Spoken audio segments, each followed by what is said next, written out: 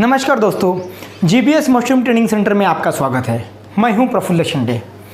क्या सही में मशरूम उगाना इतना कठिन है? क्या सही में मशरूम उगाने में इतनी परेशानियां आती हैं? तो इस सवाल का जवाब है नहीं। परेशानियां आ सकती है अगर हमने गलत तरीके से कुछ चीज़ों का चयन किया या फिर गलत तरीके से किस चीज़ों से हम आगे गए, गलतियां अगर की तो ये प्रॉब्लम्स आ सकती हैं। तो कुछ मैं आपको ब्रीफ में बताना चाहता हूँ कि गलतियाँ कहाँ पर होती हैं और इतनी कठिनाइयाँ क्यों आती हैं। सबसे पहली बात है कि आपको क्लियर कर देना चाहता हूँ कि मशरूम उगाना कठिन नहीं है। जो कठिन है वो है माइंडसेट, कि हम जो सोचते हैं वही होता है। आज तक आपने एक छोटा सा एग्जांपल देता हूँ कि 12वीं के बाद में जब भी आप जो भी करना होता है, मेडिकल फील्ड, इंजीनियर फील्ड, जो भी हो, तो पहले आप सोचते हो कि आपको ये करना है। तो वो भी बिज़नेस का भी ऐसा है कि आपको पहले सोचना पड़ेगा कि आपको क्या करना है और उसी हिसाब से आपको आगे बढ़ना पड़ेगा। तो अगर सही सोच है, सही डायरेक्शन है, सही तरीके से आपको मार्गदर्शन हो रहा है, सही तरीके से आप जा रहे हो, तो चूकने की संभावना ही नहीं है। तो कहने का मतलब ये है कि अगर आप सही तरीके से जाते हो तो ये गलतियाँ अगर नहीं करते हो, इन चीज़ों में अगर गलतियाँ नहीं करते हो, तो आप 100% सक्सेसफुल होंगे। तो उगाना इतना कठिन नहीं है, लेकिन जो चीज़ें करना है वो सही तरीके से होनी चाहिए। तो सबसे पहली चीज़ है स्पेस। आपकी जहाँ पर स्पेस है, स्पेस कोई भी हो सकती है, कोई भी जगह हो सकती है। आपके घर में 5x2 की गैलरी हो सकती है, आपके घर में 10x10 की रूम हो सकती है, चाहे बहुत बड़ा हॉल हो सकता है, चाहे टीन का शेड हो सकता है, कोई भी है। या फिर आपके आजू बाजू में झोपड़ा या फिर कवेलू का घर भी जो खाली पड़ा है, वहाँ पर भी आप मशरूम का फार्मिंग कर सकते हो। सबसे पहली बात है इम्पोर्टेंट कि आप किसी भी तरीके से उसको ठंडा रखिए, उसका टेम्परेचर डाउन रखिए। कोशिश करिए कि 25 डिग्री सेल्सियस होना चाहिए। अगर ये प्रॉपर तरीके से आप मेंटेन करते हो तो आपको कल्टीवेशन में कोई रोक नहीं सकता, क्योंकि सबसे मेन फैक्टर है टेम्परेचर। बहुत सारे लोग निगेटिव कमेंट करते कि महाराष्ट्र में ये होता नहीं है।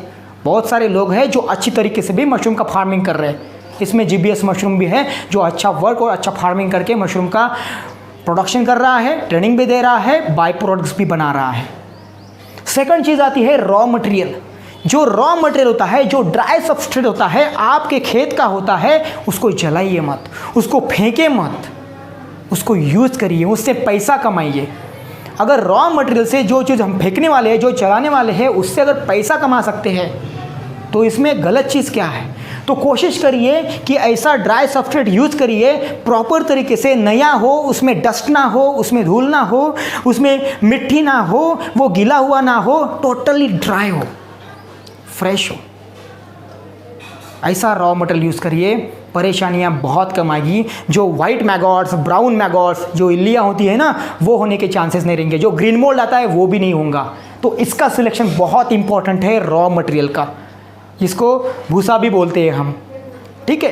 तो रॉ मटेरियल में बहुत सारी चीज़ें आती है, जैसे सोयाबीन का भूसा, जैसे तुअर का भूसा, जैसे चने का भूसा, जैसे पैडी स्ट्रॉ मतलब अपने भात वाला, जैसे गेहूं का भूसा। ये भूसा आप यूज़ कर सकते हो। नेक्स्ट है स्पॉन। एक बेस्ट क्वालिटी स्पॉन अगर आप यूज़ करते हो, मैं हर वक्त बताता हूँ कि उसको फ्रिज में मत स्टोर करिए।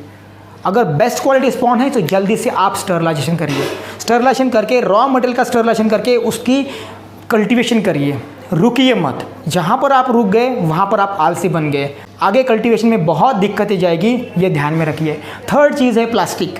प्लास्टिक अलग अलग रीजन में, नॉर्थ रीजन हो गया, साउथ रीजन हो गया, हमारे भारत में अलग अलग रीजन में अलग अलग तरीके से प्लास्टिक यूज़ किए जाते हैं। अलग अलग मेथड्स भी है, हैंगिंग के भी अलग अलग मेथड्स हैं। तो कहने की बात यह है, कहने का मतलब यह है कि आपको जो प्लास्टिक यूज़ करनी है वो आप अपने सही तरीके से यूज़ कर सकते हो। कुछ लंबी 5 या 10 फुट की भी प्लास्टिक्स होते हैं, वो भी आप यूज़ कर सकते हो। या फिर कुछ प्लास्टिक ऐसे होते हैं जो छोटे प्लास्टिक्स भी होते हैं, 5 किलो के किराना पन्ने भी होते हैं, या फिर उससे भी छोटे होते हैं। ऐसे प्लास्टिक भी आप यूज़ कर सकते हो। वैसे आप पिक्चर में देख सकते हो कि डिफरेंट टाइप की प्लास्टिक यूज़ करके हम उसका कल्टीवेशन हम कर सकते हैं।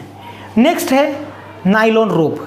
नाइलॉन रोप या फिर ये रैक्स मेथड जो है, ये हम बेड को प्लेसिंग करने के लिए करते हैं। बेड को प्लेस किस तरीके से किया जाता है? एक तो रैक्स मेथड से या फिर नाइलॉन रोप से। नायलॉन रोप एक हैंगिंग मेथड में यूज़ किया जाता है। जो भी महंगी गिरे ऐसी नायलॉन रोप मत लीजिए, मजबूत भी होती है नायलॉन रोप और सालों तक चलती है। मैं बहुत सस्ती वाली नायलॉन रोप यूज़ करता हूँ, अभी भी मैं जो 3 साल से पहली वाली जो नायलॉन रोप है अभी भी मेरे पास में है, उस पर ही हम बेड हैंग कर रहे हैं। तो अगर नायलॉन रोप पे आप बेड हैंगिंग करते हो तो अच्छे से भी रहेगा भी और आपका कल्टीवेशन चारों बाजू से आएगा। रैक्स मेथड में थोड़ी दिक्कत जाती है, नीचे से जो मशरूम निकलने वाला होता है वो निकलता ही नहीं है, ठीक है। तो मशरूम को पूरी तरीके से फ्रीडम दो, आजू बाजू से निकलना चाहिए। रैक्स मेथड में खर्चा भी आता है, चाहे आप आयरन की रैक बनाओ लोहे की या फिर बाम्बू की रैक्स बनाओ, वहाँ पर भी हमें खर्चा आता है। तो हम तो यही प्रिपेयर करते हैं और यही ट्रेनिंग में भी पढ़ाते हैं। नेक्स्ट है कॉटन, जो आजू बाजू से इधर से 4 होल उधर से 4 होल, ऐसे बेड को हम 8 होल्स करते हैं और उसमें कॉटन डालते हैं। तो ये कॉटन भी चाहिए ताकि ये छोटे मोटे मक्खियाँ कीड़े मकोड़े जो होते हैं वो उस होल से अंदर ना जाए, इसलिए वहाँ पर कॉटन डालते हैं। हर एक चीज़ का साइंटिफिक रीज़न होता है और वो प्रॉपर तरीके से हम ट्रेनिंग में पढ़ाते हैं। अगर आप भी जीबीएस मशरूम से ट्रेनिंग लेना चाहते हो, ऑयस्टर मशरूम, मिल्की मशरूम का उत्पादन करना चाहते हो, लाइफ टाइम सपोर्ट चाहिए, बाय बैक एग्रीमेंट चाहिए, प्रोडक्ट बनाना है, उसको सेल करना है, मार्केटिंग करना है, तो हमारे पास आइए। इस नंबर पे कॉल करिए 7977901669 पे, कभी भी कॉल या व्हाट्सएप कर सकते हैं। धन्यवाद।